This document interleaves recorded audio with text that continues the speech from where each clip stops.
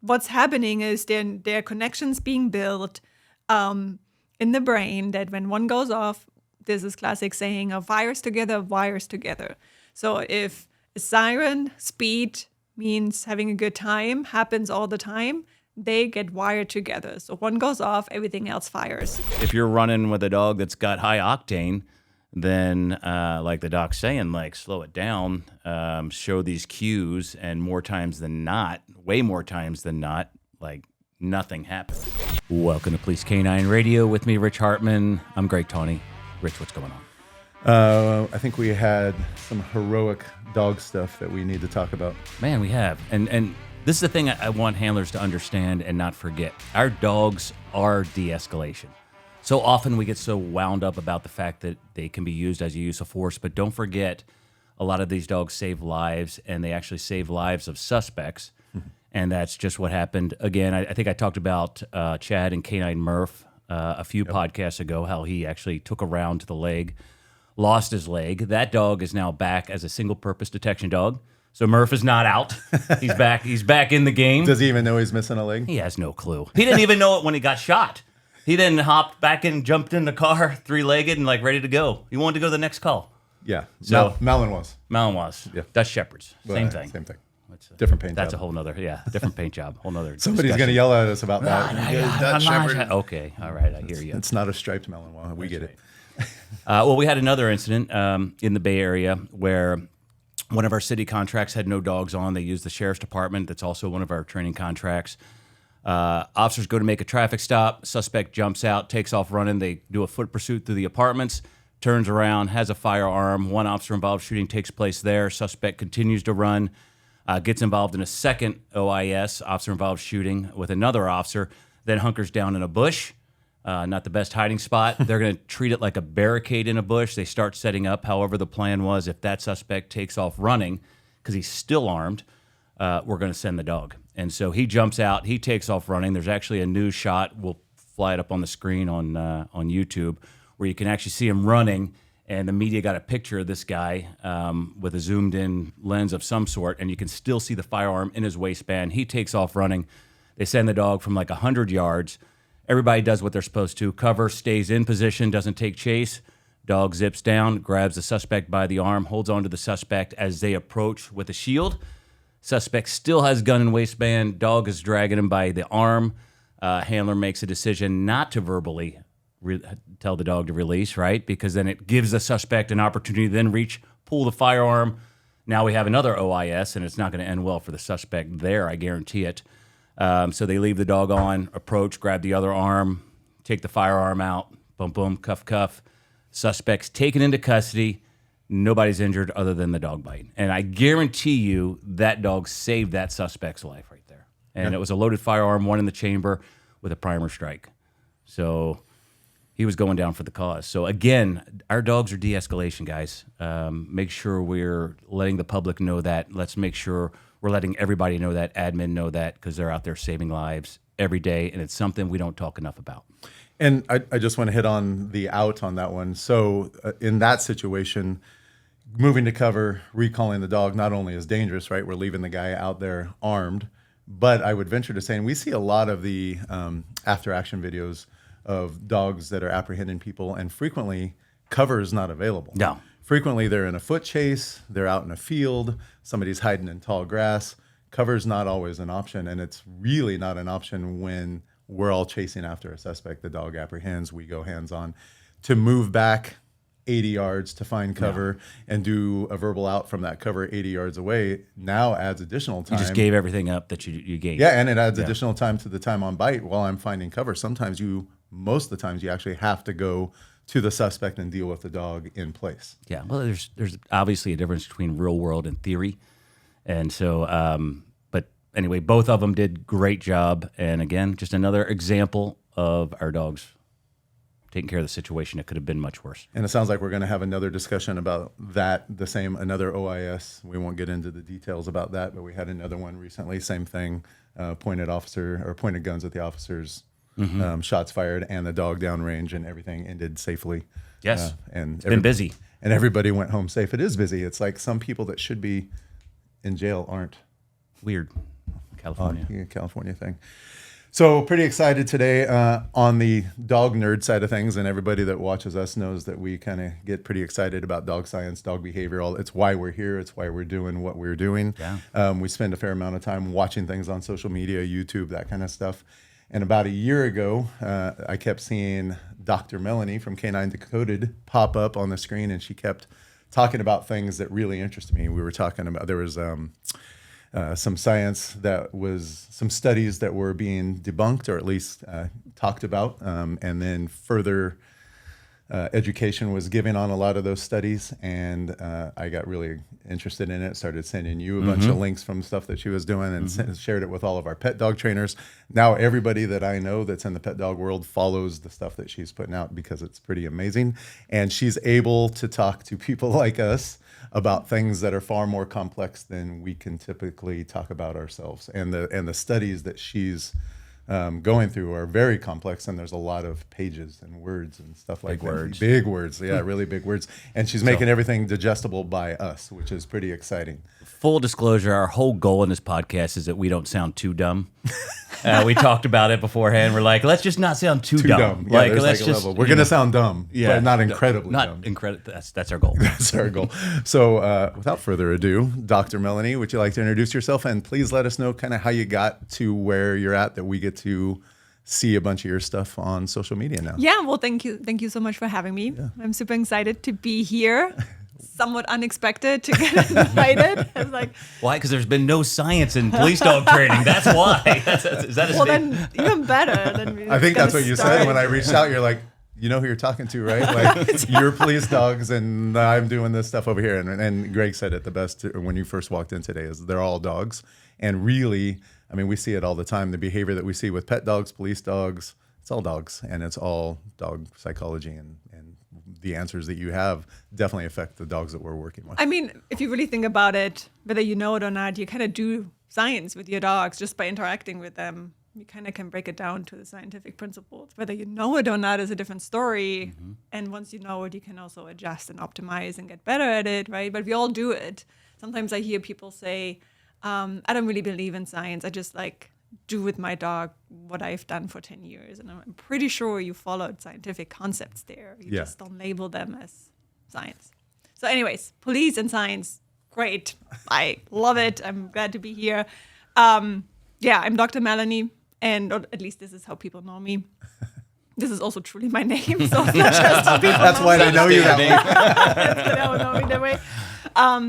And yeah, I've been doing this by this, I mean designing programs, bringing together content on the science of neuroscience in particular, dog behavior, dog training, dogs, anything really, the welfare of dogs.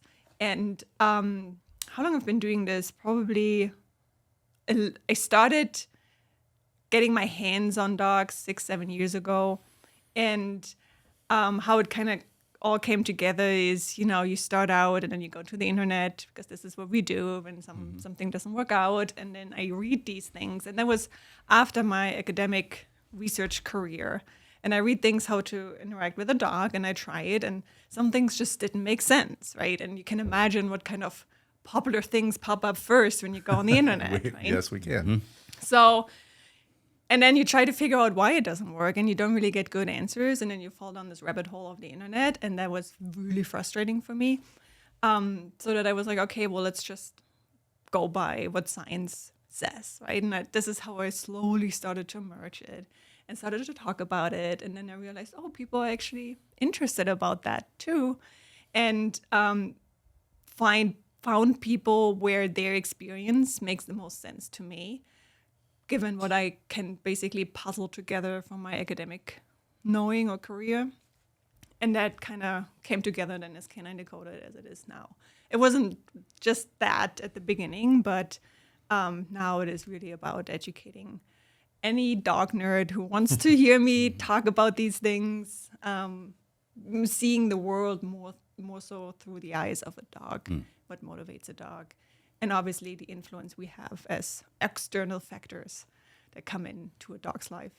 Did it change the way you interacted with your own dogs when you started leaving Oh, social totally. media and then going My towards... poor first dogs. Like, I'm so sorry. I'm all like, say They that. all say that. You're like, oh man, we owe saint. some big apologies. Yeah. yeah, like it totally changed. Like, I'm so sorry. I followed this step-by-step protocol that had really nothing to do with what you could have been doing, right? And as it is changing, it's still changing, and I'm still continue to learn myself, right? My first dog, my shepherd, has no motivation to bite anything because I was very heavy on don't bite and out before there was any motivation for any kind of play. So this poor guy, as a German shepherd, doesn't know how to bite. It's a pet dog still. He's a pet dog, so he wouldn't have that motivation anyways. But I would have liked to play with him every now and then. It's like, no, I can't touch this because I know the out is coming, right? So it's instilled in his brain. And then I went to the other extreme with my Melon, and I was like, okay, well, now everything changes with this dog. And certain things that I was basically not quick enough in teaching, right? With my first dog, I was too heavy on certain things. My second dog, I was not quick enough. I'm going to get another dog in 2 weeks, actually. So I'm going to try again. What breed is number 3? Malinois again. From Michael Ellis litter. Recently, I believe you were walking around with a black eye. That was caused by a Malinois? Did you have a black eye recently? Oh yes, that was caused by my Mal, yeah. But that was really a weird freak accident because it actually, just what I just said, my first dog showed for 1 second, for whatever reason, motivation to play with me. So I was all in that moment, and I went down on all fours and like kind of wrestled with him a little bit, totally forgetting that my Mal also is around and. How Mel is like FOMO, right? It's oh, this looks fun. And she comes shooting from behind. And I heard her coming. I turned towards her and she comes shooting and keeps coming with an open mouth, and then her teeth hit my eye. In Malinois fashion. In Malinois fashion, yeah, exactly. Yeah. It's, for us, for me especially, it's really exciting. So I have 1 foot in the police dog world and 1 foot in the pet dog world. And watching how... and we talk about it all the time, how behavior is just behavior and it crosses both. But there's a lot of things that have come up recently that you've talked about. And the most recent one, I think, caught everybody by surprise. The study that said if you play fetch with your dog, you're essentially ruining them, right? Like they're going to get too overstimulated and they can't function. But we know... Yeah, the primal mind and the kill at the end of the and the kill chase, bite. And it's like, that seems a bit much. Because even in police work, there's not a kill bite, right? Like it's just... They're just grabbing somebody to hang on to them because they've learned that it's valuable to them and it's enjoyable, right? Yeah. Like so we're like, like we can't go out and play fetch with our dogs. And we talk about this all the time. We don't want guys going out at, like, this is usually what happens. Somebody's working a graveyard shift. It's 3:00 in the morning. Everything's kind of quieted down for a minute. You're like, all right, I'm going to give the dog a break, let him go to the bathroom, grab the chucket, sling it across the school field that's closed, let the dog chase it a few times, get him tired, and put him in the back of the car. I don't think anybody in that situation thinks they're ruining their dog, right? There are some health issues to that we don't want dogs sprinting at 30 miles an hour, 100 yards, and falling over something or smashing their face into the toy. So let's talk about the science behind it, and then we'll talk to our listeners about really the proper way to do this. Because I didn't know it when I started, and I was that guy of just like heave the ball, watch the dog leap, make these sometimes somersault, right? Because they're all go. We'd even throw it high to let it bounce so they could get some air. Catch it on the way up. Get a picture of that. Yeah. Yeah. So we'll talk about the proper way of interacting, but let's talk about the science behind playing fetch. Yeah, so what we really have to consider is obviously the risk for any kind of injuries, which is probably the biggest concern one should have with a high arousal dog playing fetch. But the other part of it that made rounds on social media, that, the untamed mind of a dog when you play fetch every day and you overdo it, and it's kind of like getting feral and more feral and can't be controlled in any capacity anymore. And plus, it would leave the dog neurologically unsatisfied, hanging. Like, that creates anxiety because you chase and then there's no kill after, right? So that was basically the idea of that post. And a lot of neuroscience lingo in there, which I think got everyone a little bit more scared because it sounded so much bigger than probably the intent behind was. And there's some truth to it, and then there are also some really the opposite of truth to it. So, for example, there is no such thing as like neurologically unsatisfied. I mean, there is, but not in that context. So, for one, there is not this need to have a kill bite. Like you just said, sure, when the dog chases a squirrel and they grab it, right? It's kind of like both things happen. There's, of course, a grab bite, and there's the outlet of the arousal, and they thrash it, and the squirrel's going to die, right? But it's still a little bit different than how intent of killing a kill bite would happen in, for example, a wolf population, right? And then in other dog species or breeds, they wouldn't even know how to do that. They don't know how to kill. They just, go for it, and then they touch it, and it's like, ooh, and then they play a little bit more, and then they try to, and they don't. Anyways, so that's not what the problem is with playing fetch every day. And there is really, it remains to be a great exercise. It remains to be tapping into something that the dog feels inherently rewarding, which is the chase. And that by itself scratches an itch for a lot of dogs, some dogs more than for others. Mm-hmm. And it's a great exercise. Like they're gonna come back from it wanting more. They're not gonna feel unsatisfied. They're just like, this was great, right? I want to do it again. Now, of course, you can create obsession with that.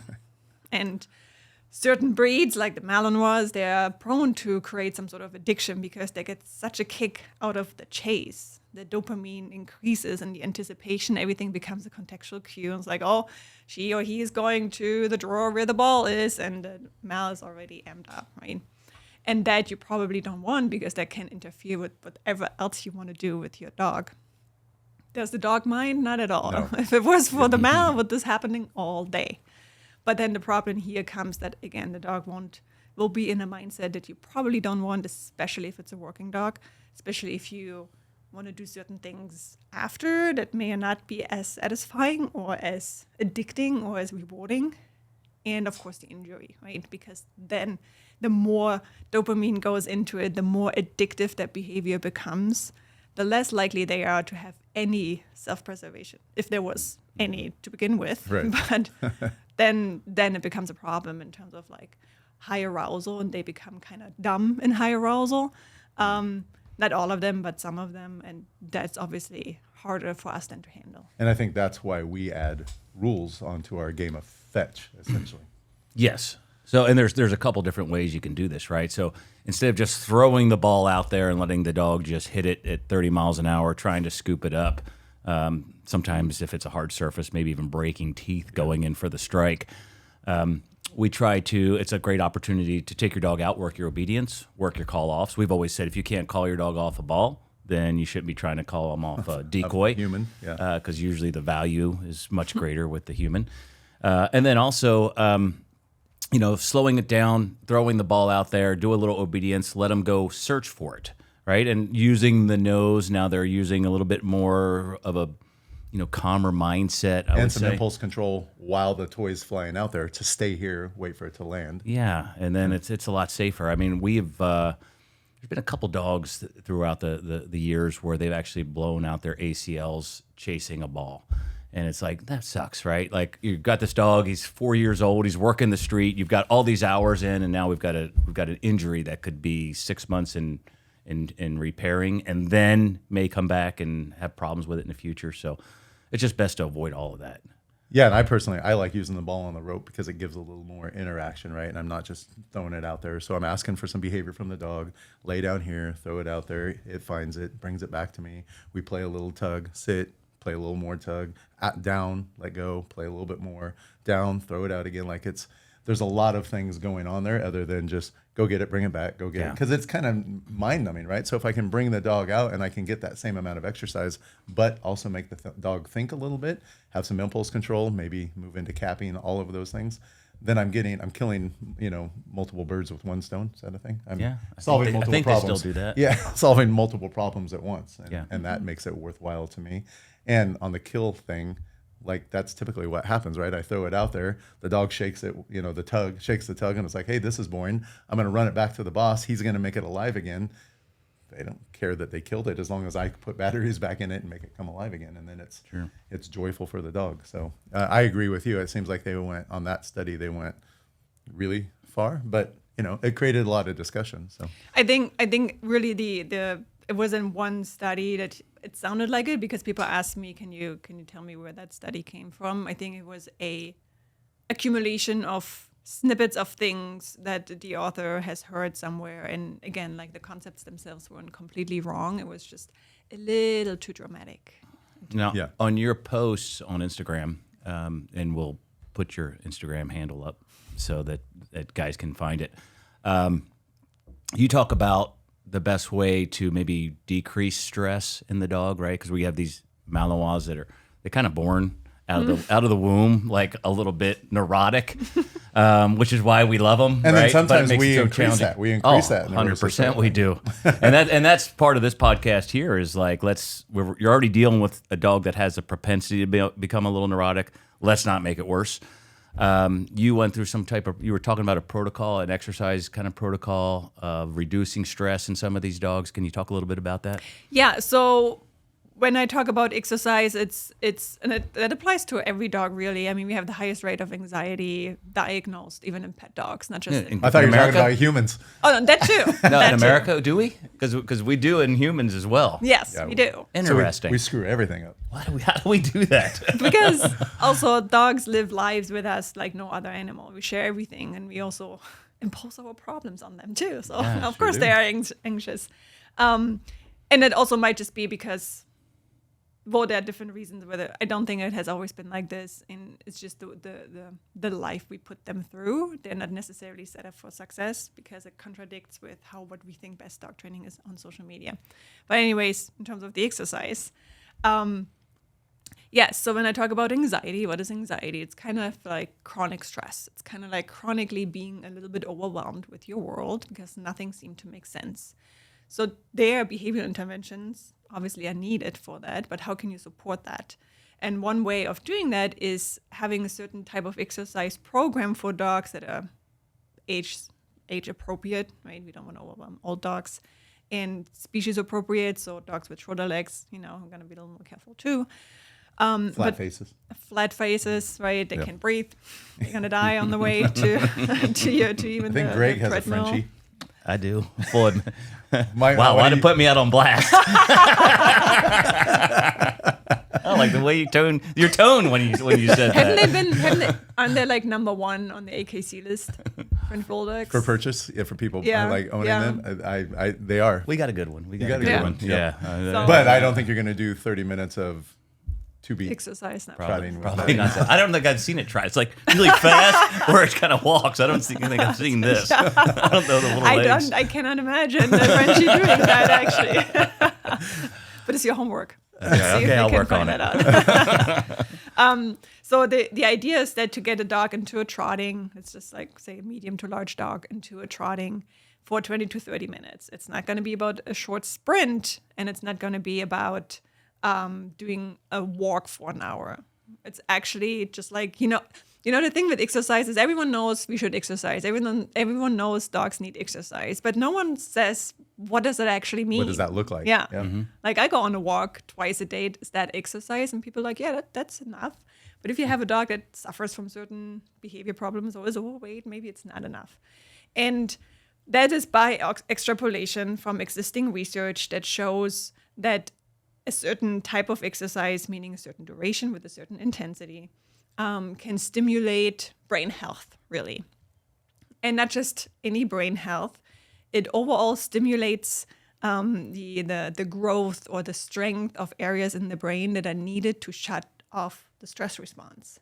And that's huge. That's super valuable because for dogs that are anxious or a little neurotic or, have hard time controlling their impulses, what they lack is the ability to shut off their own or regulate their own stress response. And you can do that not just by telling them calm down or, stop that. You can help them really strengthening their own inherent regulation. And miraculously, and you wonder why this happens, but it makes sense. It's when you have a certain duration, 20 to 30 minutes trotting. What does trotting mean? It means that they have their optimal pace in that sense. It's efficient. It shouldn't hurt them much because they kind of, unless they're hurt already. But it's a good way of stimulating the brain because the brain is like, hey, we've been doing this for longer than 5 minutes, so something really is happening here, and that signal is needed to tell the brain, it's like, oh, let's make better connections in those areas, the amygdala, the hippocampus, not the amygdala, the hippocampus, the prefrontal cortex. And these are all kind of like the areas that are needed for impulse control. These are all areas that tell the dog, hold your horses. You don't have to react just yet, right? Let's see if this is really a threat. Or let's calm down again. This was a threat, but we don't have to be amped up for the next 2 hours, Once again, this episode is brought to you by Inukshuk Professional Dog Food. There's only one brand of dog food that we use and recommend. That is Inukshuk Professional Dog Food. Inukshuk was created for working dogs and continues to be the top choice for all working dogs, from hunting dogs to sled dogs, and of course, police canines. Whether it be detection or patrol canines, visit inukshukpro.com, or you can find all of the formulas on chewy.com. And we talked about this anecdotally. We've been doing this for a long time with the pet dogs and the police dogs. All the police dogs that I sell as a vendor learn how to trot next to a bicycle. We just think it's hugely valuable. So put a dog on the right side of the bike. We go out for a bike ride. And the goal in the beginning was we do a bunch of figure eights. Move away from the dog, move into the dog, but keep the dog at a trot. Inevitably, every first ride or second ride, dogs are all over the place. They're bouncing off the bike. They're pulling left. They're pulling right. They're trying to cross in front of the bike. But usually after the second ride, they're like, hey, I get this. And they start breaking into a very even trot. Mm-hmm. Tail starts to settle. Their head starts to drop. They start to get really comfortable. And what would have caused the dog a problem on day one, a leaf blower, a trash truck, a skateboard, by day 3, we're trotting past that. They give it a glance and they're right back to the trot. And then we take the dog off the bike and we're able to walk by that same stressor, and the dog maintains that same neutrality to that problem that it did when it was on the bike. So anecdotally, we're like, I don't know why, but trotting with dogs for a half hour next to a bike is solving all of these problems. It's reducing stress, it's reducing anxiety, it's reducing reactivity. We're going to keep doing it. And it made the police dogs calmer. We know that they have their own built-in anxiety. And it's just nice for an owner, because you're right, we can go out for a walk with a dog, but I don't ever feel, if I take my Malinois for a walk, that I've created any level of exercise that's meaningful to the Malinois. To me, yeah. To the dog, they're like, all right, that was a good warm-up. Like, let's do some stuff now. But with a bicycle, they're relaxed, and they come back and they want to place, they want to lay down, they want to not go nuts over the soccer ball that's laying in the backyard. Like, they are just a better dog. And the dogs that we get with reactivity, it fixes them. Somebody's going to yell at me for that, but it does really fix them. And for us, bike rides are absolutely necessary for our dog training. So we just kept hanging on it, like it works. So there must be something behind it. And it was great to see now what is behind it. And and when we can't do bikes, we do treadmills. Same thing. Put the dog at a trot level, 3 to 4 miles an hour. Let them trot for a half hour, and we get the same benefit.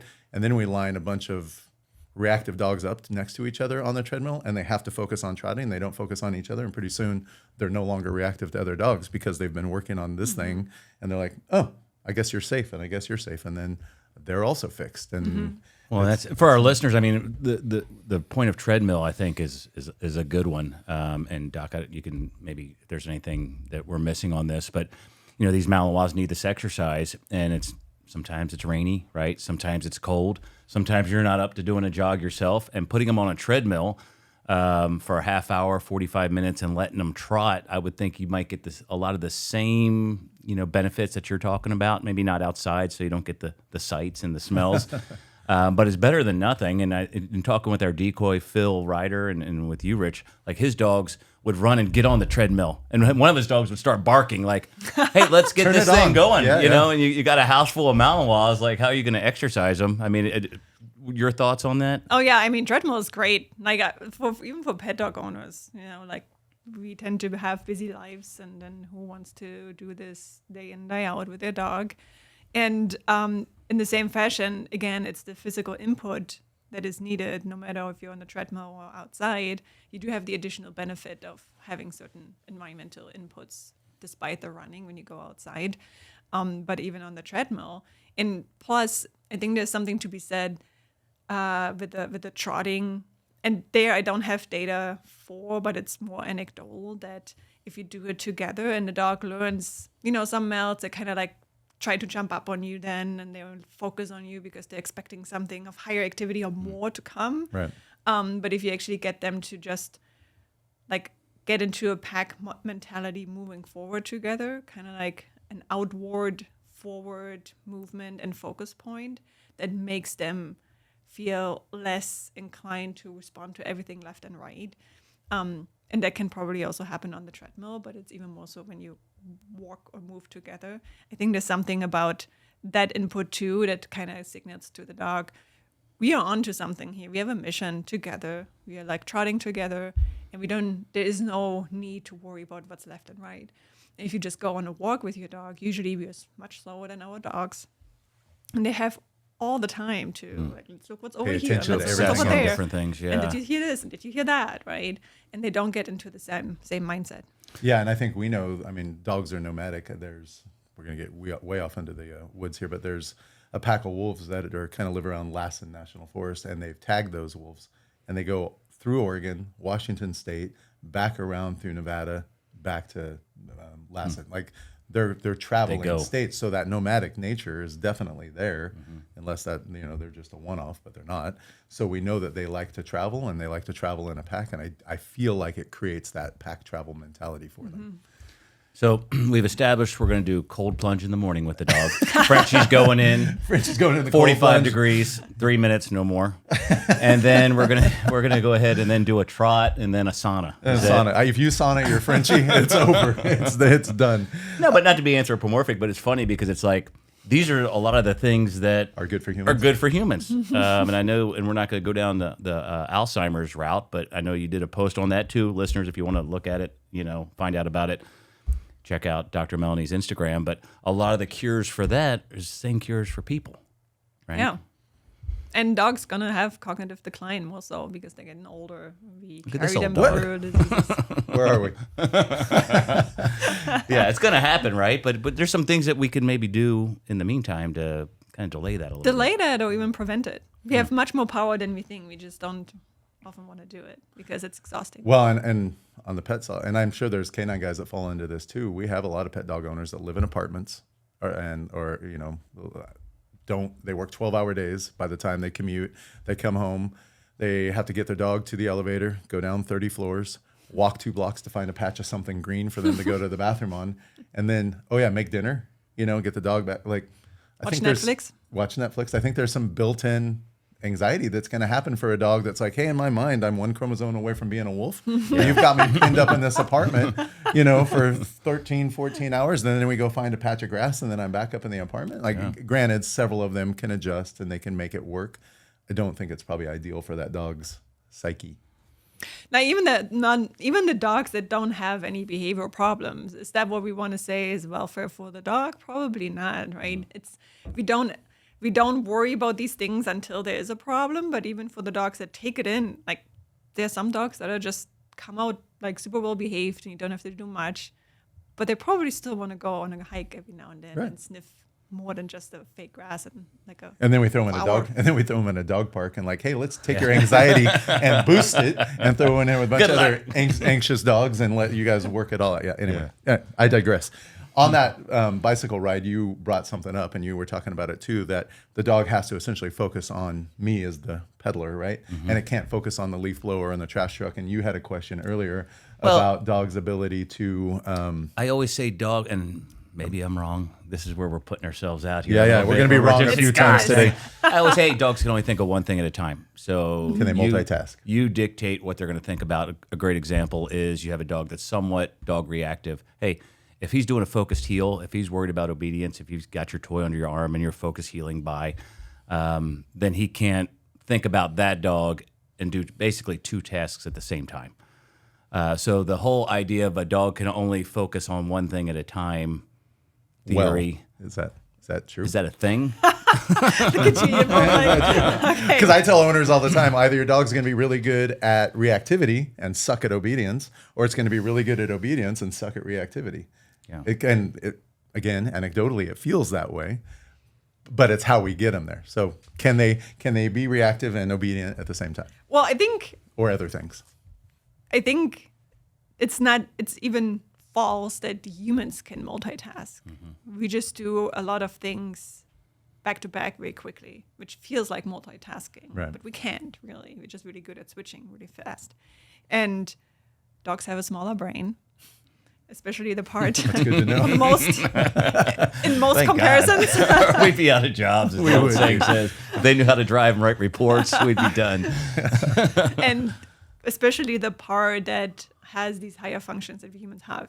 So that's basically a segue to saying, yes, they can only focus on one thing. You can tell that sometimes they're trying to multitask because they can't let go of something. They look at you and they peel back their eyes to, there was a decoy or whatever, there's my other guy, right? Or I see this dog there, but I also know I have to focus on you. That's still not multitasking, right? They just then can't focus on anything, which is not the same as focusing on multiple things. So committed focus, and that's true for us humans, they can only do one thing at the time. The question is, how hard is it for the dog so that it's easier to commit to it, depending on what kind of task there is at hand, right? If you want a dog to ignore other dogs and reactivity issues, and a dog has a history of, I want to blow up at this dog, and then having super complicated things to do that is very hard for the dog with very little reinforcement history, very hard to focus on, right? But if you put this in isolation, this kind of behavior, and you heavily reinforce it, and you hold the dog a little bit accountable when it's time to hold the dog accountable, then the dog will only do that and have to ignore. The downside of that is, and I'm saying this because I did that mistake with my Melch, who was reactive. Once you get there, it's very nice and easy to kind of have them focus on you or do certain things, the toy or whatnot, that they never really take in the other dog. So there has to be the transition phase where it's like, now don't immediately look at me, really look and take in the situation where you're in, like be aware of your surroundings, versus up until now, we're like, don't worry about your surroundings. Now be aware of your surroundings so the dog can make a better decision as to not to react, and then So break that one down a little bit. So if I'm walking with your Mal and initially it's like, hey, I see another dog, rah, rah, rah, rah. And then you're like, nope, pay attention to me. I've got this fun thing over here. What's wrong with just stopping there? With just pay attention to me, don't look at other dogs. Because eventually that will break, right? Eventually there will be it's like a false positive, and especially for dog owners. Because you're not always going to know. live life with a tug in your hand. Right. Yeah. And there will be a situation and you think, oh, my dog is fixed. I'm going to go to a beer garden with 10 other dogs around and I just have my toy here. Eventually this will break. And then the dog's like, wait a second, there's another dog. And then the blow up will be huge. So what's the next step? What did you do to bridge that gap between not just focusing on the toy, but yeah, there's other dogs out here, live with it. Don't worry about me having a toy. What's the process look like? That's exactly how it looks like. Basically, I'm gonna be at the point where I know I have a good communication in place, I have good play behavior in place, I have maybe good obedience in place, whatever I need to have in place. I'm not so worried about putting a dog in a sit or down or heel that much. I just want my dog to be somewhat near me and respond to the leash, whatever leash communication I give. And if there's another dog at a certain distance that I know is safe, I will let my dog take that in. And how long? I will just let kind my of dog look at check it. it out, see what's going on, but not visit. Not visit, just looking at it. And also not staring, getting hyper-focused at it, which then becomes a matter of, do you understand your dog? And can you read your dog? And then I kind of give my dog a chance to de-escalate. And either I have to help, because I'm really early on in that stage, and say, like my dog's name is Anya, it's like, hey, Anya. And then she will look at me, and then I play with her. Or let her linger a little longer so she de-escalates herself. Yep. And then I reinforce that part. Like raising a toddler. I mean, I talk about it all the time with owners, is I feel like early childhood development, toddler age 4 or 5 year old, and dogs are on a parallel path. Like almost everything is the same. Good toddler, bad toddler, a lot of it still works out the same. You wrote in one of your posts, avoidance learning isn't just about stopping discomfort, it's about building confidence and control. So not only am I like, hey, knock it off, and just living in that area, and I think we're going to talk about this next, high compulsion training versus purely positive, all that.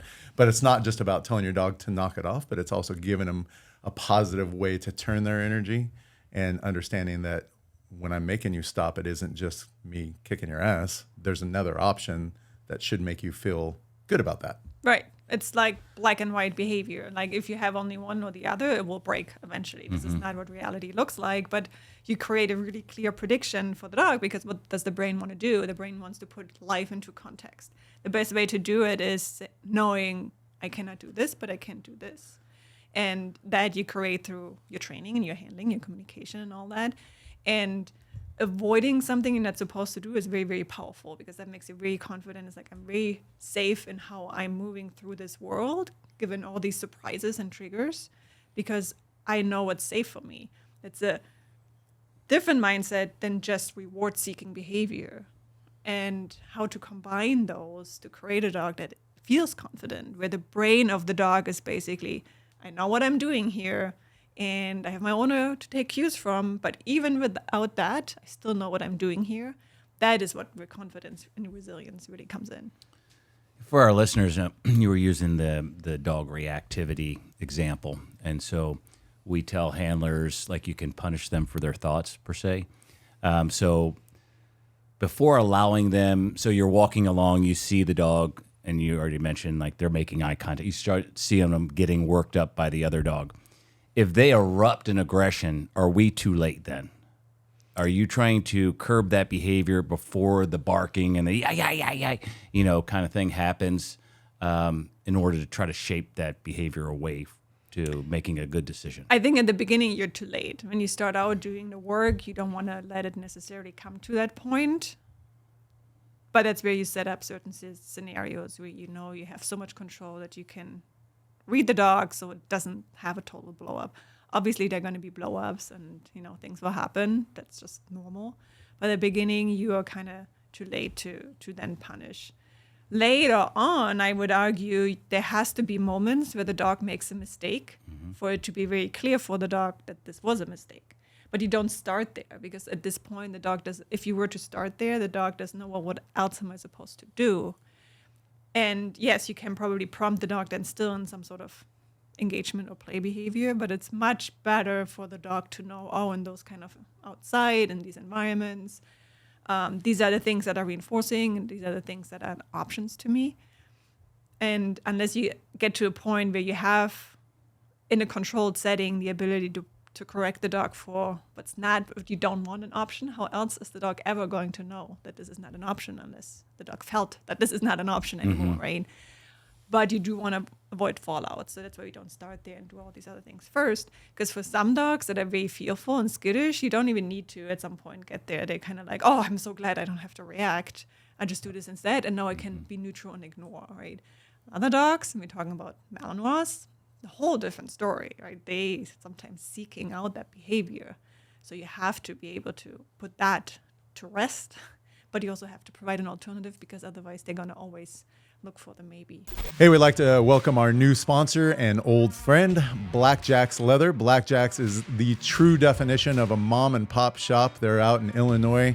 Richard, the owner, is somebody that we work extensively with.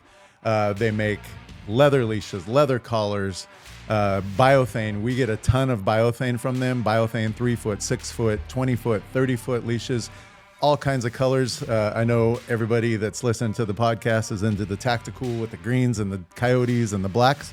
But if you have a pet dog at home and you want your dog to be a little flashy, we love their long line biothane leashes. There's blues, there's pinks, there's oranges, yellows, all kinds of colors. Add a little flash to your program. And they really care about canine handlers. They're big on making sure that the equipment that they sell is safe for the dog and safe for the handler, and exactly what you're asking for. Blackjack Leather, thanks for joining us. We appreciate you.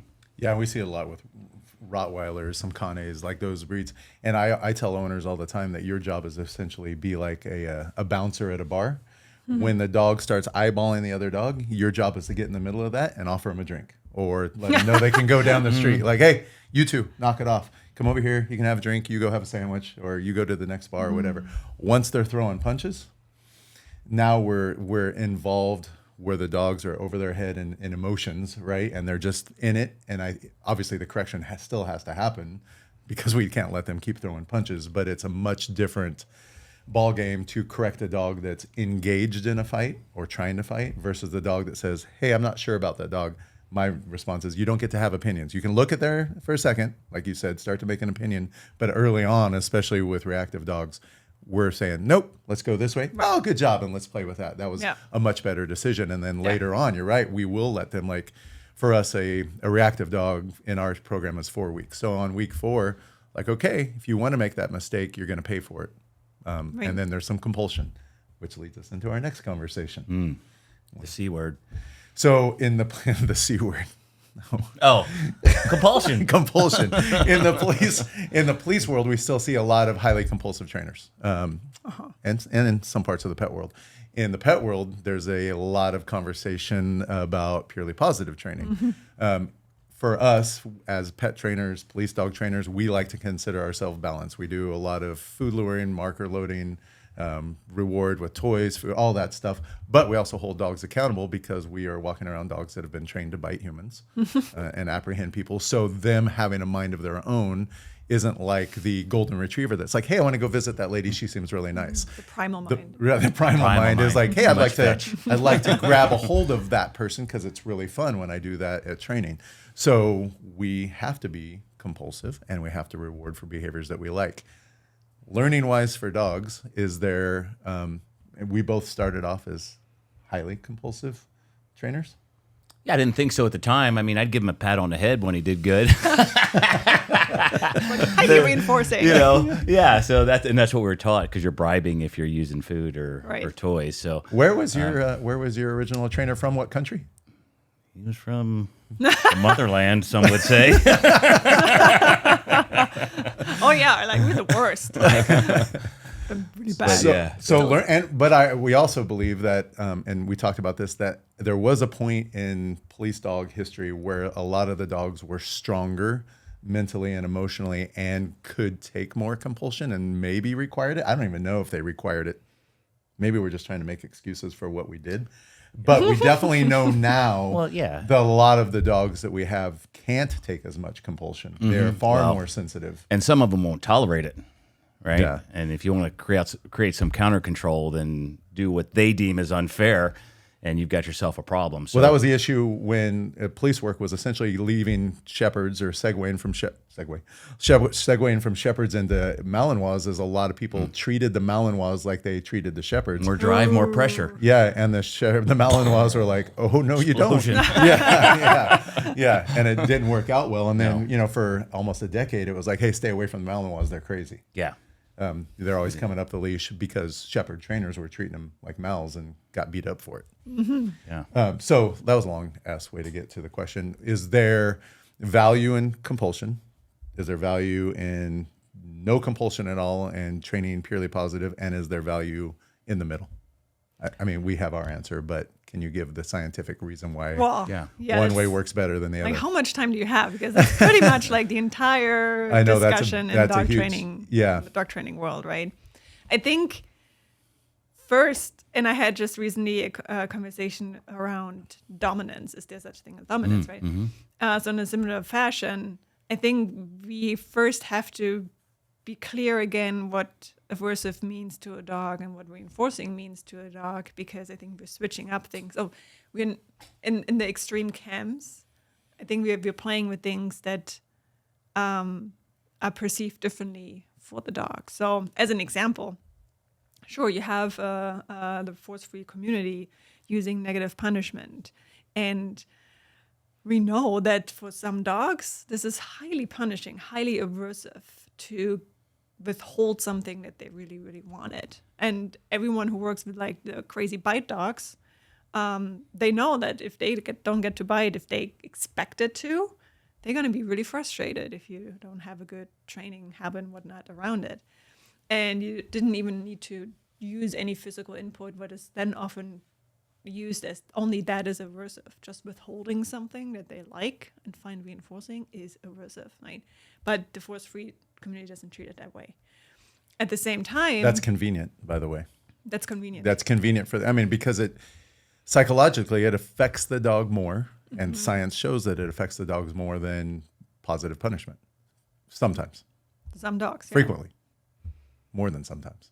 Some dogs really are affected by that negative punishment. Yeah. but we don't talk about that We don't because it looks nicer to say, Yeah. hey, you just don't get this. Right. Again, if you had a toddler, hey, you just don't get this, is pretty damn meaningful. As meaningful as I'm going to swat you on the butt. As a kid, I'm like, yeah, swat me all day long, but don't take my shit away from me. Right. Like Yeah. that hurt. Yeah. And that's why grounding is so cool. And it really all comes down into to what does the dog expect? And that's where, if you want to get into the science part of it, that's where true aversiveness and true reinforcing comes in, where you play with the levels of aversiveness and reinforcing. If a dog really expects something, the disappointment will be bigger. If the dog didn't expect it much and you withhold it, then it's not a big of a deal, right? And it's the same even with punishment, right? If the dog expects to get punished because you say your no marker, it braces yourself, you don't need to use as much punishment because it kind of like is already prepared for it. And for negative reinforcement, there we talk about avoidance behavior, escape and avoidance learning for negative reinforcement. In the force-free community, don't use negative reinforcement, it's aversive and all, because, I don't know, leash pressure, yielding to leash, and they consider that obviously as punishment. Yeah. But if the point of negative reinforcement is that the dog learns to avoid it, and successful avoidance also increases dopamine, the expectation that the dog predicts there could be a aversive stimulus, but I know how to avoid it by not jumping up someone, by, I don't know, yielding to the leash, by whatever it is. And the successful avoidance creates relief. And very smart researchers, they can track literally in real time what happens in the brain of animal models, and dopamine spikes in anticipation of like a cue that they know how to perform perfectly in order to avoid any kind of punishment. Dopamine spikes. Once they completed that, it spikes again, and it feels freaking good to the animal. And the animal comes out of that situation more confident. It was like, I'm just did something that, kept me safe. And the relief sensation is really sweet. It's just like when we did something successfully and we avoided some sort of like consequences, it makes us feel better. So negative reinforcement starts out as escape. The escape phase, is unpleasant. Sure. Yes, and it's not supposed to be pleasant. It's supposed to be something the dog rather not has.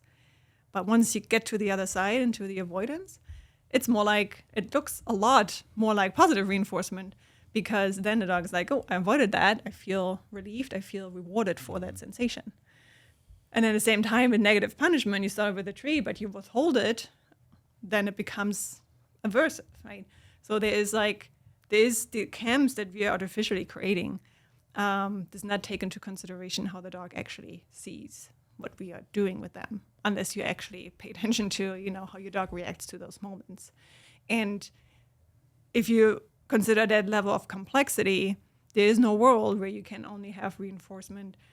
Well, there's a world surely where you can only do like punishment all day long, right? But even then, when the dog learns to avoid, some dogs, they, like you just said, some dogs came out resilient and they did just fine, even though they never see the treat in their entire life, right? And maybe a ball to play at the end of the session, and nothing bad happened to them. Now, is this good dog training or the best way of dog training? Probably not. Right.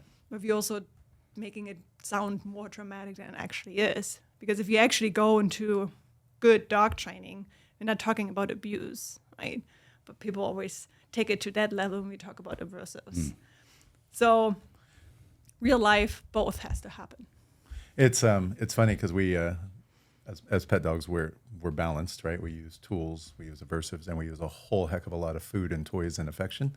And we get a lot of people that complain to us, and I stalk their social media, and a lot of them are horse people who throw a bit in a horse's mouth, who put pressure on a horse. They never feed him anything. They apply pressure. The horse moves away from the pressure. They take their pressure away, and that's great, and that's okay. And we have this wonderful relationship with our horse, but the whole relationship is aversive.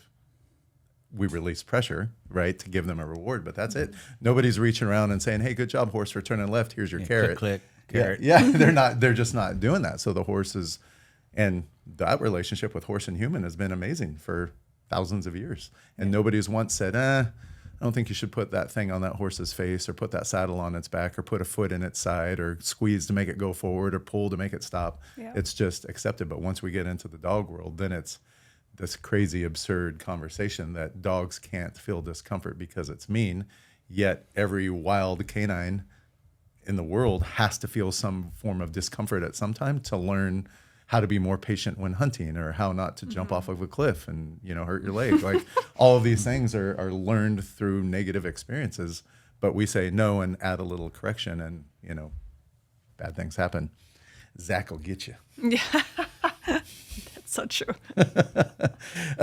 You had a question about classical conditioning, operant conditioning, as it you're going to love this one. I bet you haven't thought of this one, as it pertains to sirens. Yeah. Sirens. Yeah. Okay. So, All makes sense. so years ago, not that many years ago, but so in breaking learning behavior down, right? And we go, we are using operant conditioning for dogs to learn certain things. And then there's classical conditioning, right? In which, going back to Pavlov's dogs, right? Bell goes off, food comes out, bell goes off, food comes out, bell goes off, feeder got jammed, dog salivates. He's making a unconscious decision, has a physiological response. He's not salivating intentionally. Right. Right. So when we're dealing with problems in dog training, specifically in police dog training, years ago I never went, oh, this has been conditioned classically versus operantly, like we're discussing. Like, hey, he made a decision, there was a punishment, he did it right. He gets some treats, he gets a pat on the head. So we have issues in dog training. For example, part of being a police officer is occasionally you turn your siren on. And when you do that, a lot of times you drive fast and you get the dog out, and he has a really good time and he has a lot of fun. And so now you go to even hit the switch and the dog just loses his mind, spinning in the back. Yeah. And handlers are like, hey, I can't even hear the radio. I can't put anything out on the radio. Dispatch can't hear the radio. Dispatch, they know what unit it is because you hear the dog screaming in the back, but they have no idea what's being transmitted. So we have a problem, and I never broke it down to like, hey, the dog is not even making the decision to do that. He's just reacting, right? So how do I fix classically conditioned problems? Like, what is my approach? Because we've tried a lot of different things, right? In days of old, it was like, shut the hell up. Tell that son of a bitch be quiet, and then you punish his ass. Like that was the solution. But you can't punish something that's classically conditioned. How do you punish something that the dog's not consciously making the decision to do? So it was more of a drive suppression of like, well, that siren goes off, and not so much fun stuff's going to happen if you're going to bark. So I guess from a scientific, and I know there's no magic wand, but like, what would you do to break down a behavior like that and try to readdress it? So not prevent it, but actually fix it when it's already there. To try to, yes. And so once we cross that threshold, we've created a problem, correct? Yeah. So the problem was we created that link in the first place. And the same problem we have handlers making announcements at doors, and their dogs are barking because he knows he gets to go search. But that one we've learned how to fix that one. Because we can control that. We can walk to 1,000 doors, put the dog on a down, say police department with the dog, and walk back to the car, and nothing happens because we have control of that. When we're in the car driving and a hot call comes out, you have to switch the thing over and make the lights and sirens come on, and you don't have a lot of control of when that's. I think I know the solution to this. Don't let the genie out of the bottle. We've let the genie out of the bottle, and now we have a problem. But now when we have that problem, how do we go back and undo it? How do you fix? Can you put any compulsion in there at all? Ooh, it's very hard. So you kind of want to override some behaviors that are classically conditioned with potentially some operant behaviors, but it's very, very hard. They have to be non-compatible in order to work. But you're limited in what you can do because someone is probably driving. It's not going to train the dog in the back. The person that's in control of the dog is also in control of the car, typically. And there's also not a lot of space because it's obviously limited in the car. So just in a similar fashion, right? Like what's happening is there are connections being built in the brain that when one goes off, there's this classic saying of what wires together fires together. Got it. And it's what fires together, the other way. What fires together, wires together. So if a siren, speed means having a good time, happens all the time, they get wired together. So one goes off, everything else fires. And that kind of is the brain saying, prepare yourself. You're going to have a good time. That's equally true for anything that is traumatic, like any PTSD in dogs or humans, right? So classical condition is there to prepare for either the really good stuff, like the really good stuff, or the really bad stuff. And it's there so that the dog or the brain has a moment to prepare. What does preparing mean? Well, amp up everything you can, get your muscles active, increase your heart rate, do everything you can. Now the dog is in the car. So frustration kicks in too, because you can't just go sprint, right? So what do dogs do? Then they start vocalizing.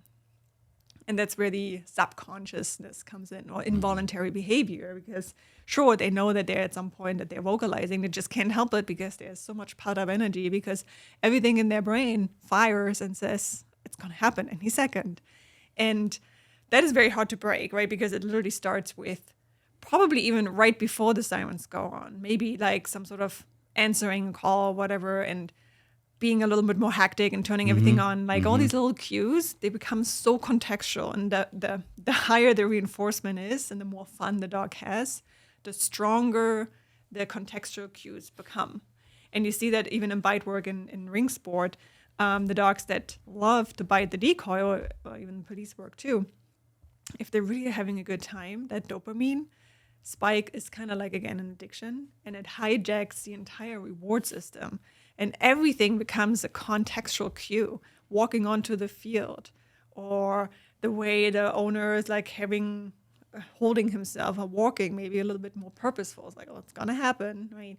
So you got to have to break down all these contextual cues and kind of violate the expectation over and over and over and over in order for that chain to break. And can something that's classically conditioned to be erased? Probably not. Yeah. Probably not. It's kind of like with fear too. So once it's there, and there is a reason it was there for the first time, because we have two motivators. We have seek pleasure and avoid discomfort. They're there to survive and reproduce. And dogs, and we are still acting on that. So it has a really big meaning to the dog or to the brain to say, seek pleasure, and this is fun. This is going to help us, I don't know, survive or whatever it is. And breaking that down doesn't really make sense to the brain. Why would I forget something so valuable, right? Hey, I'd like to thank one of our sponsors, Ray Allen Manufacturing. They've been engineering tactical and working dog equipment like harnesses, collars, leashes for military police for over 75 years. They are continuously innovating. I always like to say, this is not your dad's Ray Allen. They are always looking for the bigger and the better. We get all of our handlers now in the basic handler course deal directly with Ray Allen. We get our harnesses, leashes, tugs, e-collars, gloves, Rec Specs, Hearing Dog Pro. All of our good stuff comes from Ray Allen Manufacturing. Look them up, rayallen.com. I cannot recommend them enough. We only recommend people that we deal with, and these are good people, and they're in it for the right reasons. So because of that, rayallen.com. So your job on the front end, don't cross that line. Or, be careful. Or everybody get in your car, go code 3, lights and sirens. Yeah. Drive around. Yeah. Stop, bring the dog out, put him in a down. Yeah. Do that 1,000 times for every. And part of it we want, right? Siren we goes want off, we want to be ready. Hey, I'm not just taking a break. I'm coming out now to do, what I do. And so it's a fine line. I don't think, because it can get activated so quickly because it's not forgotten. It's kind of like, in a way, what you want to have a dog understand is just because all the cues are lined up doesn't mean go, go, go, go, go, right? Like learn to do nothing, even if everything looks like you're going to do something. And if there's enough like go, go, go as like in the reinforcement there, it's unlikely that you're going to dampen that. But what you learn is like having the dog be in a different mindset, which can then help to be like, ultimately you don't want the dog to waste all that energy being in realistic in the car, right? Yeah. Shepherds, like a big shepherd doing all that. By the time it's like, all right, time for the like, call, tongue's hanging out of their mouth, and they're like, okay, I guess. Done, right. And they get less efficient in detection or less efficient, like their accuracy in biting and whatnot. So it's not like that you would not have them get ready. It's more like you want them to preserve energy for the second it actually happens. And what you can do also is start to add more cues to it that you condition almost classically too. Like when you get out of the car, then it's ready to go. And that could be like some sort of cue or some sort of thing that you implant there. And up until then, it's not ready to go. Mm-hmm.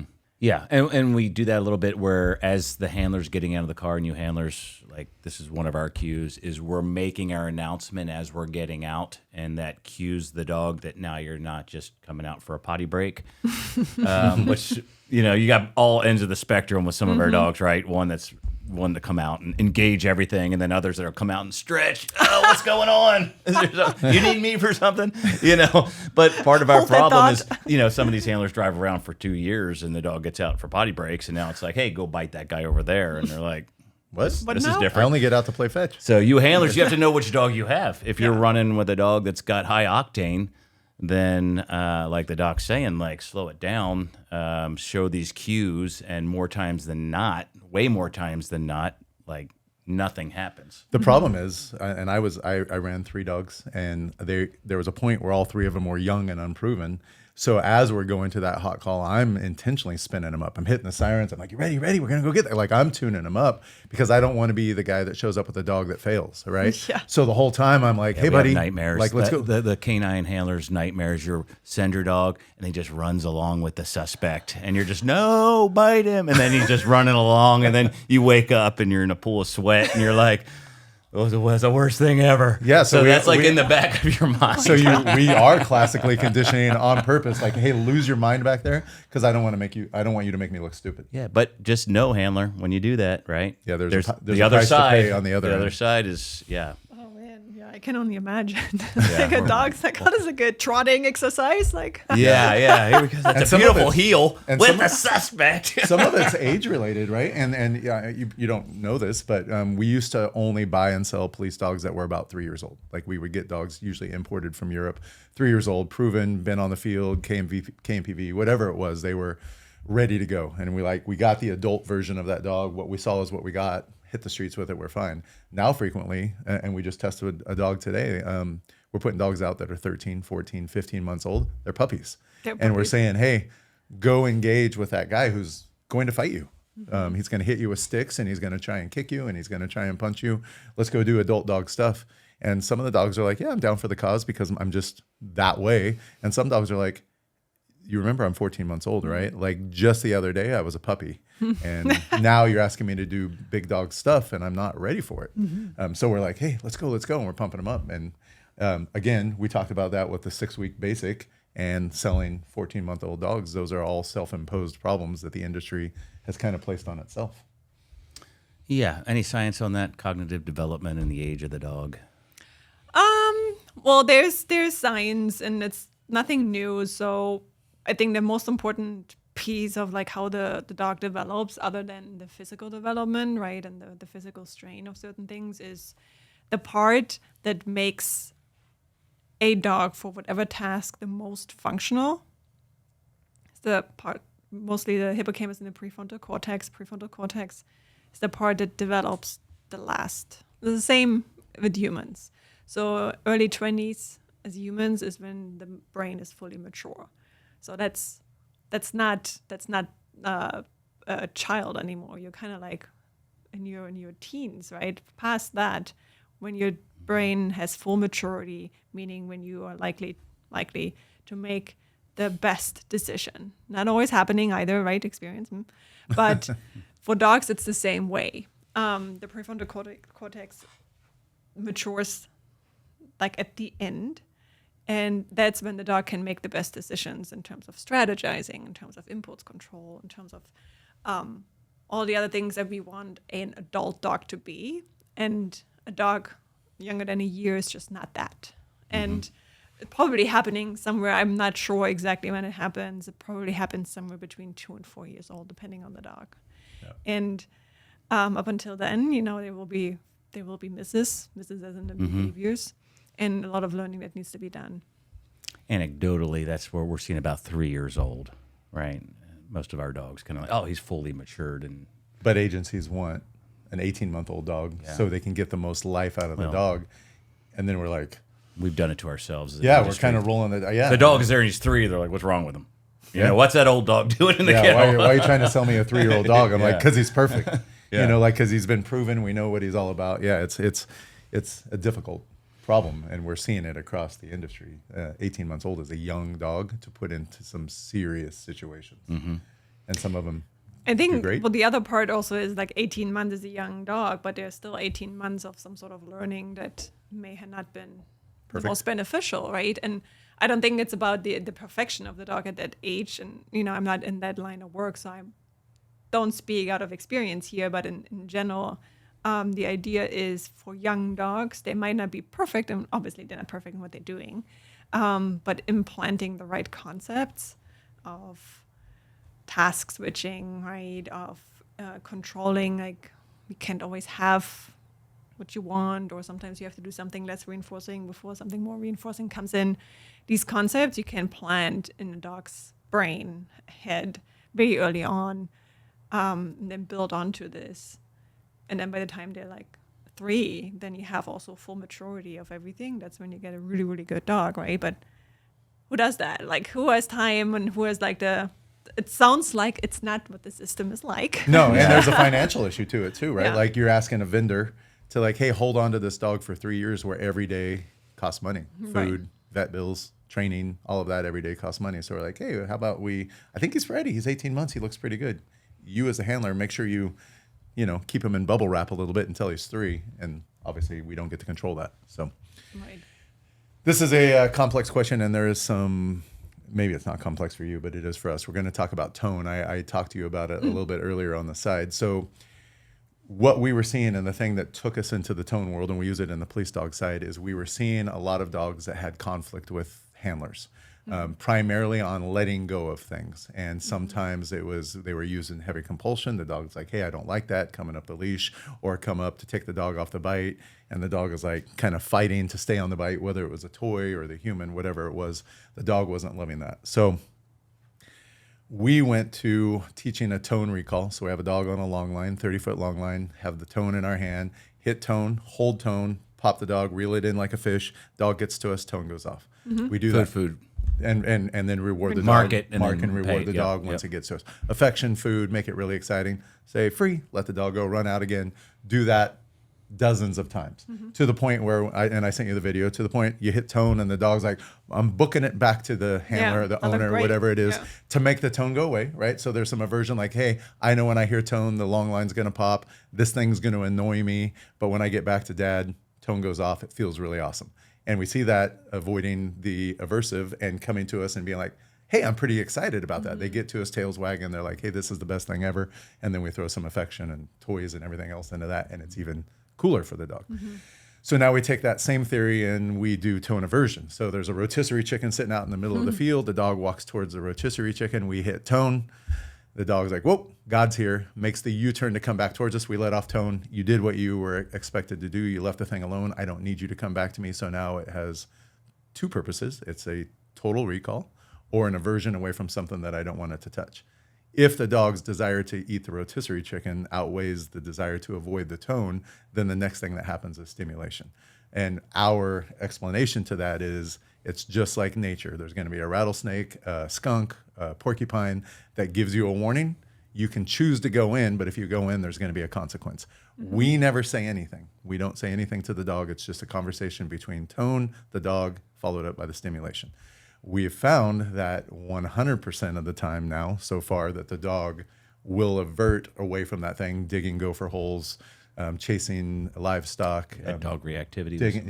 Dog reactivity, digging in the trash, counter surfing, beep, you turn away from it because they've learned, and my thing is, like you said, consistency, right? The commute from the tone button to the stimulation button is a half an inch.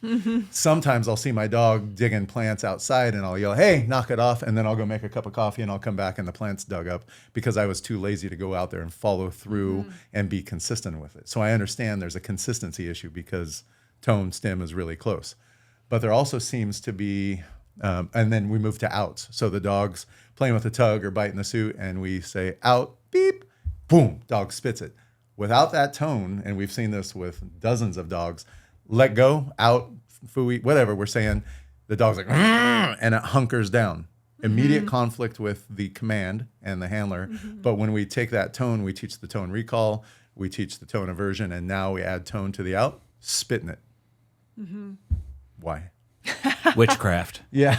So again, and witchcraft. Gregg was, I mean, we were both like, this tone Skeptical. stuff is, Just like anything new, right? You're like, what? That's dumb. And then it's like, all right, well, wait a minute. Let me think about this. and then we did it. And we did it. And I mean, even on those two Eastern European dogs that just came in, Yeah. tone was, thank God. Tone was very, makes a difference. And we always say, like, the tone's coming from God. So you're getting punished from an unknown source from the dog because we haven't tied ourselves to the tone, per se, like saying commands along with it.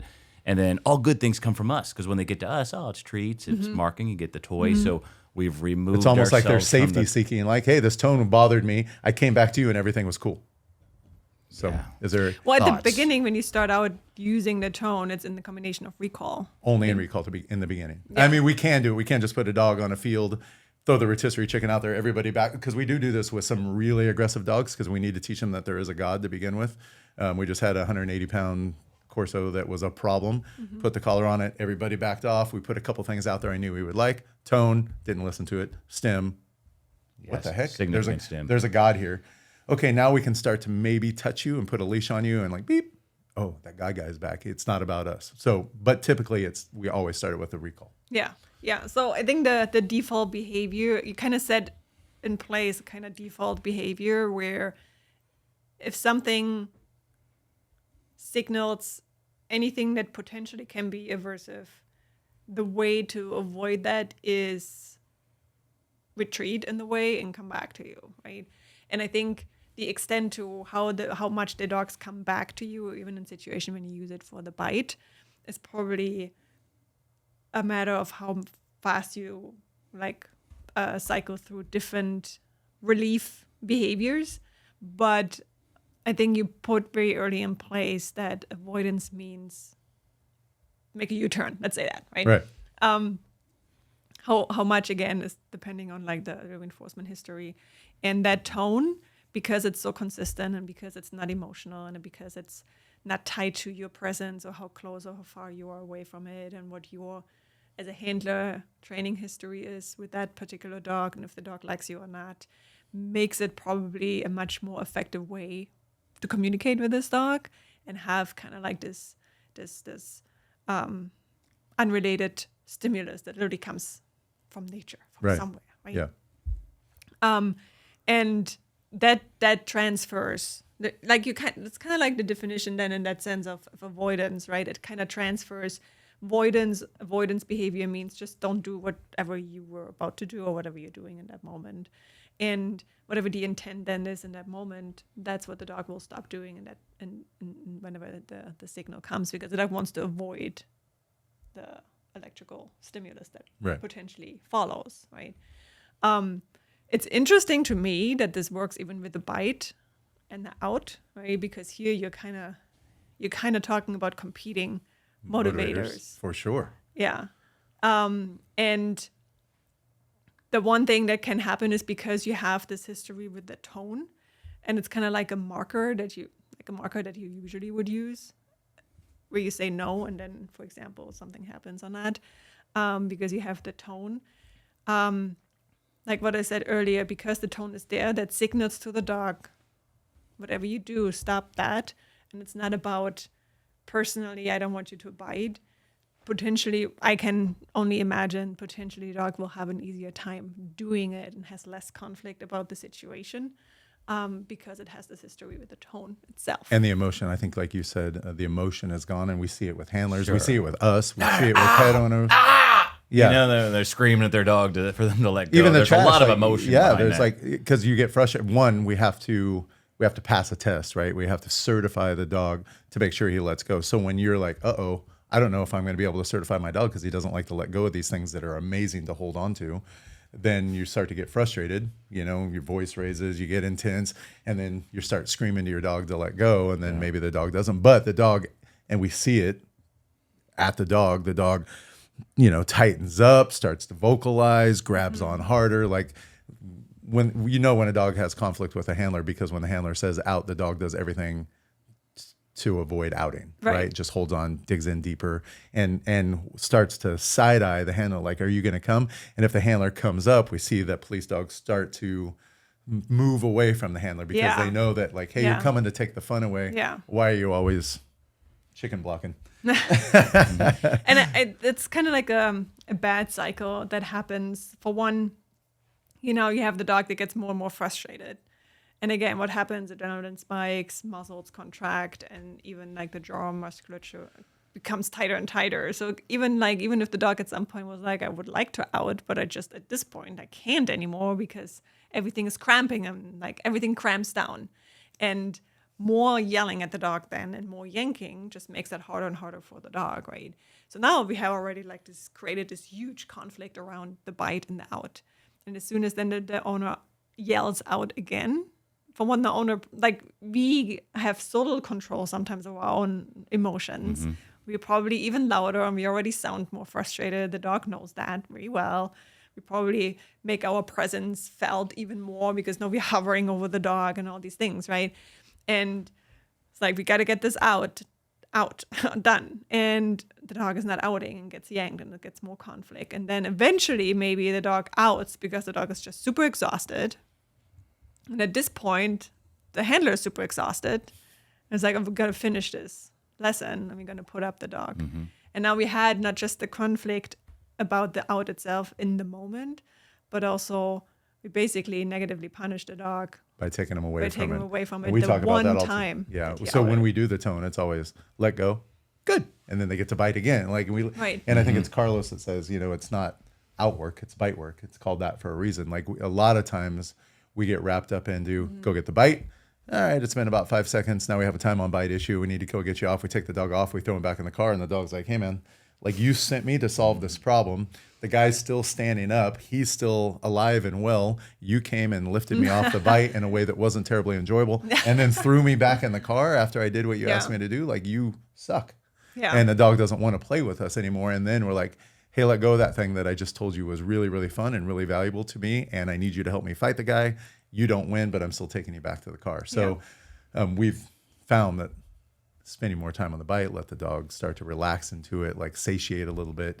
Obviously, we're not going to do that on the streets because there's laws against that. But we can teach the dog that letting go is valuable because we let you rebite in training. Right. Let go, rebite, let go, rebite. Okay, now come on back and we'll play with the toy and then life is fun. And then coming back to the tone, right? Like, how does this all fall into that picture? What I said at the beginning, things have to make sense to the dog. And a tone that has been implemented, and you created a variety of pictures. What that tone means stop that behavior or come back in this situation, in that situation, in that situation. The context was different. The consistent factor was hearing the tone. And it makes sense to the dog. Why wouldn't be that an option when I bite? Right? And that helps for the dog to kind of like, oh, okay, that totally makes sense. Like, why wouldn't it? Right? Yeah. Versus, oh, we're only going to create this huge conflict when you're on the bite and I'm going to yell at you and no other time because I'm not really playing with you, or like I just let you fetch the ball. And you create this like spotlight on all the bad things and the good things happen in the same place on the bite is kind of really mind-blowing for the dog to deal with. We've hit well over an hour. Yeah. And I feel like we could do this. I got two selfish ones. Go for it. About Frenchies? No, I know all I need to know about the Frenchie. One is so it happens in humans when we get our mindset gets really escalated, right? We're going through something somewhat traumatic, and there's this auditory exclusion. Mm-hmm. Can dogs experience auditory exclusion? Is there anything on that? I have no idea. Okay. All right. Can you? That would be if you could help us find the answer to that, because there is some camps that say, hey, it doesn't matter what you say to the dog, it doesn't matter what tone, any of that kind of stuff. And it happens with humans. We do know that. There are studies in that when stuff goes sideways and there's chaos and, you don't hear things. You don't hear gunshots, you don't hear screaming, you don't hear the radio. There's tunnel vision, auditory exclusion. Do they go through those same dexterity goes away? Type stuff? We assume that happens to dogs, but I don't know if there's ever been a study that says that it happens to dogs. Can you? It would be probably hard to prove. Mm-hmm. because you would have to know whether or not the dog just actively doesn't respond to any auditory cues, or actually because of doesn't competing hear motivators, it. because it's just so damn fun to Right. get into a fight Right. because we've trained them to do that. Right. Yeah. What they do, I mean, we do know that in any kind of animal, you know, when they get into like a highly traumatic, some sort of experience that is very intense, you only focus on certain things that are immediately important to you to get out of the situation. And a lot of things will be filtered out. And I would assume that there's a hierarchy of like sensory inputs that you focus on in those situations. So whether or not it is important to hear anything, especially in the more distance, rather than, you know, something that is right in front of you, I don't know. Also the intensity and the like how salient whatever the input is in that moment, probably things that, and here comes like the history of like, you know, communication. If they always hear our voices chatting all the time, Yeah. they're probably not gonna like they Kinda numb probably to it, right? Numb to it. Like Yeah. Static. I think they really do not hear that. Like in those moments of high arousal, they don't have to hear that in order for whatever they think they're doing to do good, right, or to do well. So, and that probably just intensifies with the arousal level and the situation. That's why we often then tend to yell at our dogs at some point, because they just seem to hear it. But I think they're just so far into their tunnel vision of what they need to focus on, sensory inputs, other sensory inputs take over, that are more interesting and more needed. Hey, for all you handlers out there, it's really important that we stay in physical condition, but it's also equally, if not more important, that we are good upstairs mentally. And so knowing that you guys have a stressful job, something that we've started doing, all of our trainers doing, and Rich turned me on to this, is sauna box. Yeah, love it. And it's to say it's life-changing is not hyperbole. Like, it's one of those things that if you haven't done sauna, I highly recommend it. And I was looking at like, hey, how can I get a sauna? I started looking at pricing them out. Could go up to $10,000 for a nice one. And Rich, you're the one that turned me on to this thing. It's for about $500. You get a sauna that it's steam, and it is not pleasant when you hit about the 20-minute mark, if you can hang in there for that long. But when I come out of this thing, man, I feel so much better. I feel decompressed. I feel like I'm a nicer person. Yeah. And it's one of those things that now I do probably 4 to 5 days a week. All of our trainers have them. I'm getting the same feedback. Rich, you have one. Have it. I really can't live without it at this point. And like you said, it's 20 minutes. It can be in the evening. It can be in the morning, whenever it works best for you. But 20 minutes on the sauna box, and you are gassed by the time you come out of there. But rinse off, get ready to go. Like, man, your body feels better. Your brain feels better. I just feel like I can take more on that day. My sleep is definitely better. I love it, and I use it. Like, I'm with you. I use it 4 or 5 times a week. It's part of my program now.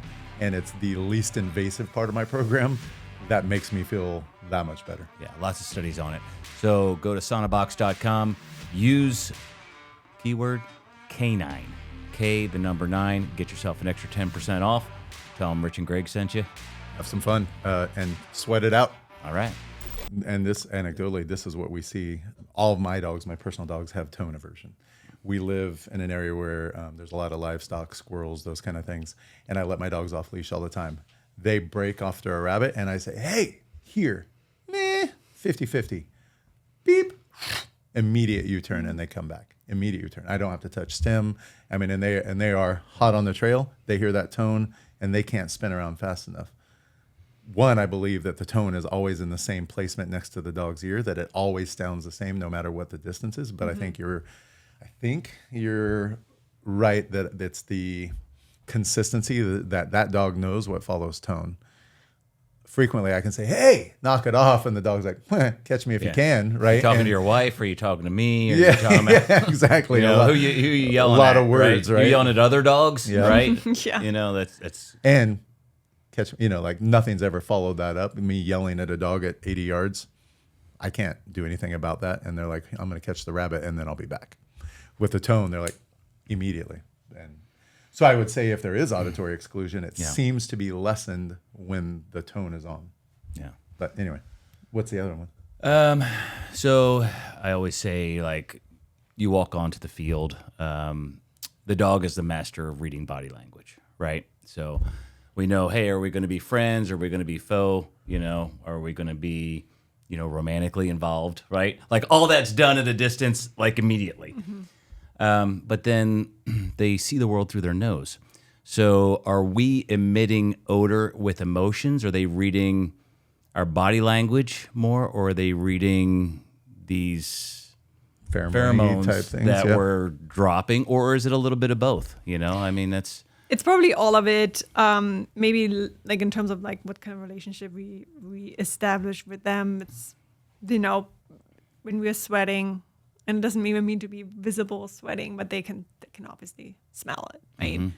And when we're stressed, they can smell that. Also happens in our sweat, like that's why they can all detect all kinds of like seizures that you're about to have or heart attack you're about to have, because certain metabolism changes that usually comes through the pores or like our breath, and they can smell that, right? And then you train them to detect that. But other than that, they will pick up on it. Whether or not it is meaning to them depends on the dog and what kind of situations they are in. I think for strangers or for like have never met a dog before, it's probably either they have some good or bad experience in history with certain odors. It's probably mainly body language at first, I would say. How you carry yourself. Do you show some hesitancy or uncertainty? And for some dogs, it's like, oh, I'm going to dominate you because you're really unsure. Yeah. Yep. And then, but for other dogs, it's like, ooh, you're too sure about Too sure. I things. need Like, to defend myself. yeah. So there, it's kind of like, and you see this all the time with both of my dogs, Harvey and Anya. Harvey is a shepherd, and Anya is the male, and they couldn't be more different in terms of their personalities. So with Harvey, anyone who shows just a little bit too much confidence is like, I have no interest in that. I just want to be cuddled. I just want to have like, you make nice eye contact with me, and I'm going to be your best friend, and I'm going to be the happiest dog. And then for Anya, it's like, if you're confident, she likes that, but in the bad way, because it's like, I'm going to compete with you now, like the game on kind of thing. But they take it in very differently, and it's the body language. Sure, both of them, if something is really off, I don't know, I think both of them would find a three-legged dog very weird, because I don't think they've ever seen that. Or a person walking weirdly, right? That kind of sets off the alarm. But in general, like on average, it's personality driven, how they interpret body language. Yeah, we see that with a lot of the fearful dogs, right? Like somebody comes up and like, hey, buddy, because everybody needs to pet a dog, right? Like whether it's theirs or not. And the dog's like, whoa, that's a lot. And the person's like, but I love dogs. And they keep coming in. The dog's like, so they're obviously reading body language more than the odor that they're putting on. Right, because that person situation is overly confident and overly friendly, and they're still going to get bit. Right? Mm-hmm. But they will take in then all the information and save it. And next time someone smells similar, that might then set off certain like red flags, right? Depending on how intense the initial meetup are. I would say on average pet dogs, they probably a little more oblivious to things than working dogs that are literally bred to be more vigilant and in tune with their environment. So they pick up on details a lot more. Too many pet dogs, they just, they don't care. Which is great. Like, We love Yes. the neutral dogs that just like wander through life. Yes. That's an easy training day. Yeah. The dogs that are picking out problems that aren't really there are a problem. And it can be the hard police to- dogs do that, yeah. right? The police dogs, we've seen police dogs like the unhomed folks in California sometimes draw a lot of attention by the police dogs. Some police dogs will pick, somebody with a hat or, puffy jackets because of the bite suits. Those, and they're scanning. Look, that looks familiar. Playtime? Oh, I was hoping. Yeah. But then they also learn what we call the enhanced odor of a suspect running away and having like adrenaline. Oh, yeah. And we could go down the middle of a street and there's homeowner. I'm going to drag you to this trash can, and suspects in the trash can. So it's really interesting on that end, right? Of like, that's what we say, like get your dog out on the street, get them near suspects, let them take in that odor, their clothing. And it does like imprint them in a certain way, unless you ask Armin Winkler. That's only done up until 6 months imprinting. No, it does create an association with the suspects, right? And which now it's scent driven, right? Yeah. So, and I guess it's one of those questions like how much are they operating in visual and how much in scent, and some of these things, like you said, Doc, like how do you test for that, right? I guess you just know it's both. Yeah, it's going to be both. And I think we sometimes over romanticize that they're so scent driven.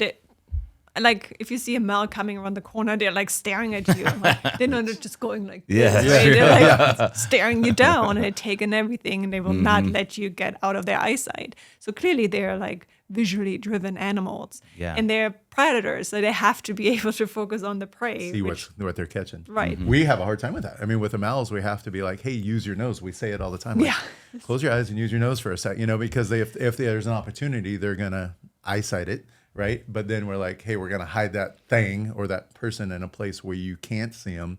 And then eventually like, whoa. And then they almost see in the beginning, you see that surprise and like, Yeah. holy shit, there's somebody here. Like they're so excited that they were able to find him with a different sensory tool. They have to learn that sometimes. And then they thrive at it, right? Then they're like, yes. and nose to the Yes. ground, and then they're fine. It's pretty fun to Because watch. obviously it's effective to use their nose. They have but like if it's kind of like just because we have a lot more genes to detect odor than we actually use as humans, right? And we live in a world we're very visually driven. We don't need to, and we're not trained to do so, right?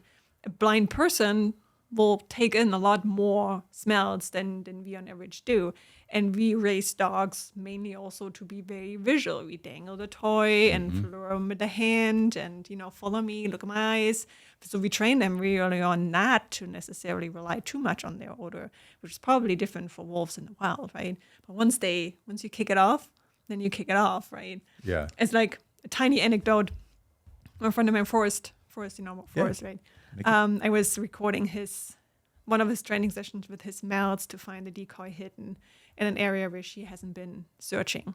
And at the very beginning, and she's great now at using her nose, but at the very beginning, because I was right there holding the camera, she would come into the middle, so it was like an open space, and they were like, Michael was hiding somewhere behind the bushes. She would stand right in the middle, like a velociraptor, literally like eyes wide open, and just like looking for any kind of little thing to move. Listening. That could, Yep. and listening to, Michael said, I'm sure she was listening for my breathing, and like if I'm holding my breath or not.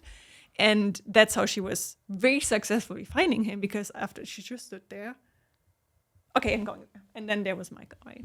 So it but now she actually uses immediately her nose, and it's just as effective. And we'll see the combination of that in a building search. Sniff, sniff, sniff. They kind of get into odor, but they can't get in. Then they'll just stop and freeze.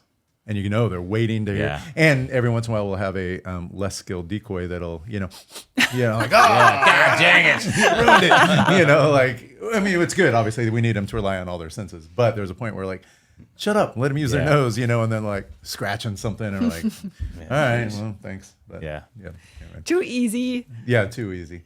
That was awesome. I feel like we could do this again. I know it was a big trip for you to come here. My pleasure. We again, I don't think any of the three of us thought we'd ever meet in a conversation like this. Totally. I know your intent wasn't to reach out to the police dog world, and if anybody asked us, we probably would have been like, I don't know, what do we get? But the information that you have about the science and the behavior that goes into dog training really benefits all of us. Like I said, I'm in both worlds, the police and the pet dog world.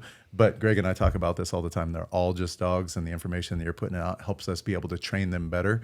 Our team is going to be part of your triple helix, if you want to talk about that, and how people can get a hold of you, see what you're doing, website, all that stuff. So Yeah. So anyone who wants to do nerdy stuff, learn nerdy stuff about dogs, right? So one thing that is a great way to do it is my program Triple Helix. The intention there was not just for trainers, but anyone who just likes to learn more stuff, right? And it's not just the behaviorism part where you observe a dog, right? But actually digging into some more neuroscience related things for our main problems: reactivity, aggression, fear, anxiety, how the dog learns.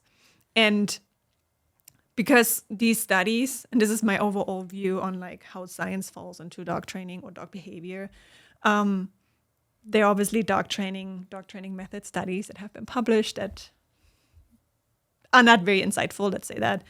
So we have to rely on other science where we can conduct more rigorous scientific research and animal models that are not dogs. Morally, ethically, we will never get there with dogs, and we don't need to do that, I think.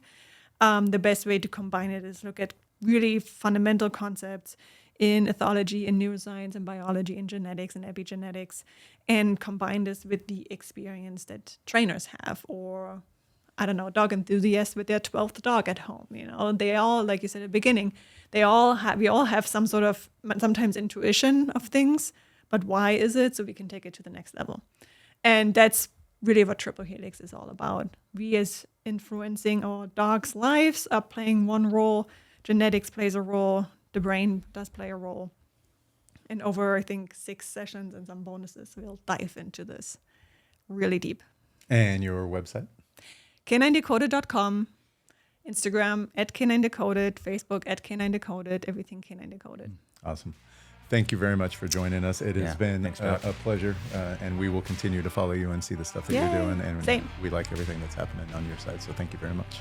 You're welcome. In the meantime, Train hard. and be safe.